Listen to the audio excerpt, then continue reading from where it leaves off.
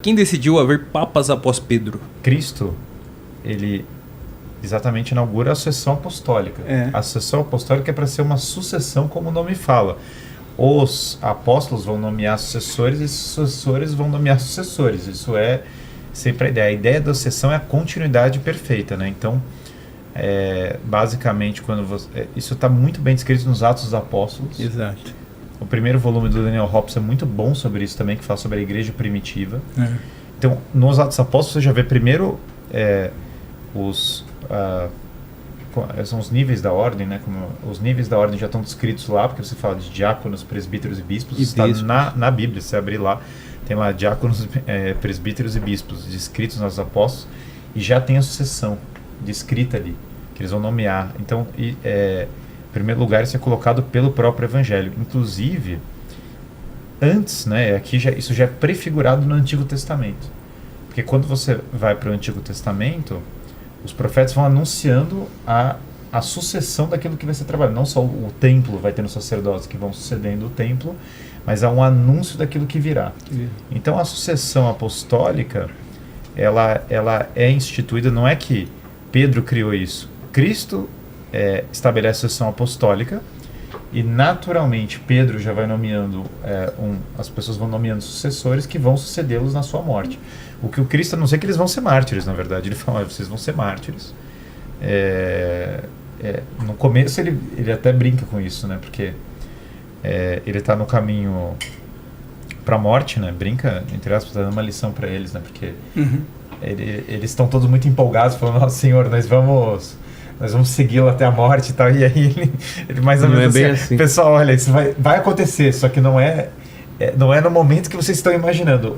Porque, de fato, os apóstolos são mártires, vão entregar a vida. Então, eles têm que nomear o seu sucessor, porque eles naturalmente vão morrer. E esse sucessor deles vai ter que nomear o seu sucessor. Eles vão tendo essa compreensão também, inspirados pelo próprio Espírito Santo. Mas também, assim, olha, é preciso entender que, vamos dizer assim, eu acho que eu estou entendendo que a pergunta do rapaz é onde está escrito isso, né? Isso. Então, ele deu umas ideias, mas veja bem, a diferença do catolicismo para o protestantismo nesse sentido é isso, né? Ou seja, o Guilherme falou da necessidade do retorno à tradição. Quando ele está falando isso, ele não está falando de tradicionalismo, né, de ritual. Sim. O que ele está dizendo é aquela parte do depósito da fé, né, que é objeto, que é o conteúdo da revelação que Deus, ao longo da história, de toda a história da salvação, e que culmina com a morte do último dos apóstolos, entregou para a igreja. Então, uma parte dessas verdades estão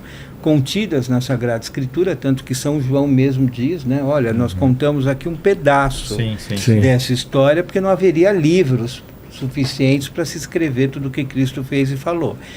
E uma parte dessas verdades de fé que foram entregues foram transmitidas mediante tradição. A tradição da igreja com T maiúsculo é um momento de pessoa para pessoa. Passado de pessoa para pessoa, e uma parte dessa tradição oral passa para escrito inspirado pelo Espírito Santo e gera os textos do Novo Testamento, né?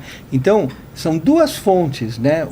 A Sagrada Escritura, outro, a pregação apostólica, cujo testemunho estão em outros livros, em outros escritos, por exemplo, nos escritos dos padres da igreja, que eram bispos, escritores que viveram do primeiro até o sétimo século no Ocidente, no Oriente um pouquinho mais adiante, acho que até o século XII. Lembrando que toda a transmissão da doutrina da igreja começa pessoalmente. Pessoalmente. Não tem os textos, né? Qual é o evangelho no qual se baseia... Mas como assim evangelho? Está lá o Cristo. Está o próprio Cristo. E aí você vai tendo... Você tem a geração chamada apostólica, que é a geração dos apóstolos, e depois você tem a geração dos padres apostólicos. Os padres apostólicos são os padres que conviveram com os apóstolos. Então, entenda que até a geração dos padres apostólicos, o texto escrito, ele tem uma importância, ainda que não é necessariamente a central, não é a única, a única nunca vai ser, mas ele é muito grande, porque é o seguinte, olha... De onde você aprendeu isso? Eu aprendi isso com São Pedro. Eu convivi com São Pedro. São João me ensinou isso. Então, nessa geração dos padres apostólicos, o contato com os apóstolos é decisivo. A gente está falando da época de São Policarpo, da época da própria Didaquê, é a geração, inclusive, São Clemente, é um dos padres apostólicos, ele aprendeu a fé com os apóstolos. E aí, depois que morrem os padres apostólicos, agora o testemunho escrito é muito importante, porque você já não tem mais como tirar a dúvida do que o Cristo estava ensinando com alguém que estava lá.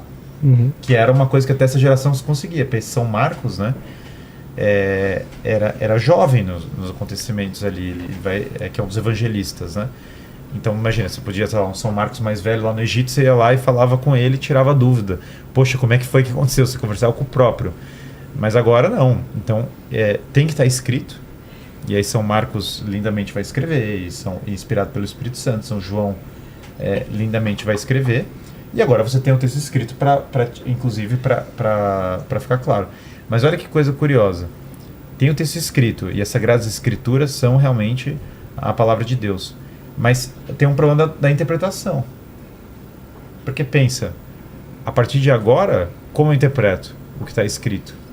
E aí entra um papel muito grande da tradição, do que foi passado de pessoa para pessoa. Fala, olha, a leitura correta disso é essa.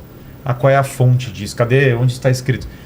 Está escrito que eu recebi isso de São Clemente, que por sua vez tinha recebido isso de São Pedro. Então, os padres da igreja são estudiosos, muitos deles, alguns eram filósofos, outras pessoas que conheciam a filosofia grega se converteram e tal. Mas eles são pessoas que eles bebem dos dois. Eles bebem das Sagradas Escrituras e da transmissão dos apóstolos. Se alguém me falasse assim, você aprendeu isso com o quê? Eu falava, eu ouvi o Papa João Paulo II me falando. É uma fonte importante. E aí o Papa João Paulo II está seguindo o quê? A mesma tradição que está nas Sagradas Escrituras. Então tem uma combinação, tem uma união das duas coisas.